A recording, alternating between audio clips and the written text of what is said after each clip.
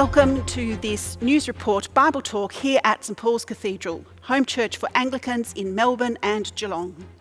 For this bulletin, I am joined by my co-anchor, the Dean Andreas. Hello, Heather. Hello, Andreas. And also by our ace reporter, Archie. He's asleep on the floor. Here is today's news. 2 men have pleaded guilty to an out-of-control crime spree across Western Victoria that involved smashing stolen trucks into shop fronts and breaking into ATMs with an angle grinder. Between them, they were charged with a series of 10 overnight burglaries and thefts, targeting ATMs in small towns across Western Victoria between 2018 and 2019. In other news, I love a sunburnt country, a land of sweeping plains, of rugged mountain ranges, of droughts and flooding rains. I love her far horizons. I love her jewels, see her beauty and her terror, the wide brown land for me. Also making news today. Eggs, bread, milk, sliced cheese, brown sugar, cauliflower, dishwasher tablets, tin tuna, tin toms, frozen peas. And just in, happy birthday to you, happy birthday to you, happy birthday dear Bill, happy birthday to you. Also making news today, smiley face with heart eyes, smiling face with heart eyes, champagne bottle popping, red flower. In news just to hand, I'm going to stay up on New Year's Eve this year, not to see the new year in, but to make sure this one leaves. Now, there are different types of writing, and we have expectations of what type is suitable in certain circumstances. When hearing the news, we expect to hear certain types of information written in a certain style. When reading a recipe book, it's different information again, written in a particular style. And when we read poetry, we expect a different style again.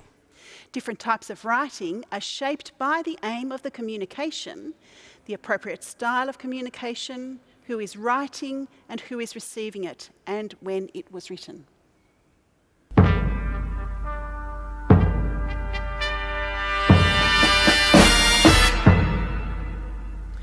Good evening and welcome to this episode of Mastermind.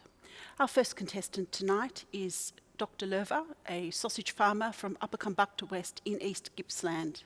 Welcome, Dr. Lerver. Thank you for having me. You're very welcome. Your expert subject tonight is identification of writing genre. That's correct, yeah?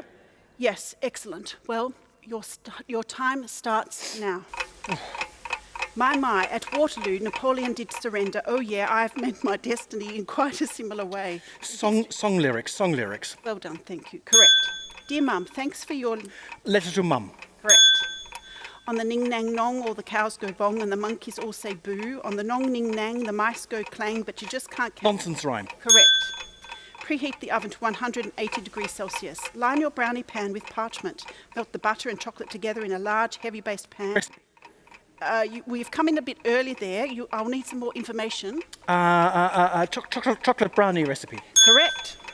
Smiley face emoji, thumbs up emoji, shopping trolley emoji, dancing lady in red dress emoji. Phone text.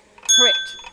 Knock knock, who's there? Granny, granny who? Knock knock, who's there? Granny, granny who? Knock knock, who's there? Granny, granny who? Knock knock, who's there? Aunt, aunt who? Aren't you glad I got rid of all those grannies? I'm going to need an answer. Your time is running out. A distasteful joke. Oh, correct.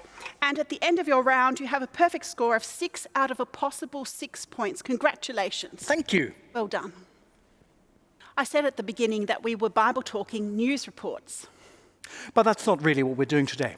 No, we are Bible talking, the first in a series of how to read the Bible talks. And what we're highlighting today is that the Bible really is a library, a collection of lots of types of writing. There's letters, History, narrative, poetry and song, prophecy, apocalyptic writings, gospels, wisdom literature, parables, and much more besides. It is important that we identify the genre, the type of writing that we are reading, so we can best understand it. Now, just as in our news report at the beginning, it is nonsensical to treat a shopping list as if it is a news item, so is also reading a parable in the Bible as if it is a factual historical account. The kingdom of heaven is like a treasure hidden in a field. When a man found it, he hid it again. In his joy, he went and sold all that he had and bought that field. Now, that's part of a parable, not advice on how to choose real estate. Or poetry, as though it's to be understood literally. The trees of the field shall clap their hands. That's not scientific description. Or reading apocalyptic writing as though it is factually correct and describes actual events that will occur. A great portent appeared in heaven, a woman clothed with the sun, with the moon under her feet, and on her head a crown of 12 stars. Then another portent appeared in heaven, a great red dragon with 7 heads and 7 horns and 7 diadems on its head. That's symbolic writing that is like a sort of code. Or it could be hyperbole. If your eye causes you to sin, pluck it out. Well, that's an exaggerated statement by which Jesus makes clear how abhorrent sin is to God. One of the first questions to ask yourself when you read the Bible is, what type of writing is this? And then you can start thinking about some other questions, which we'll Bible talk next week. Yep. See you then. Bye for now.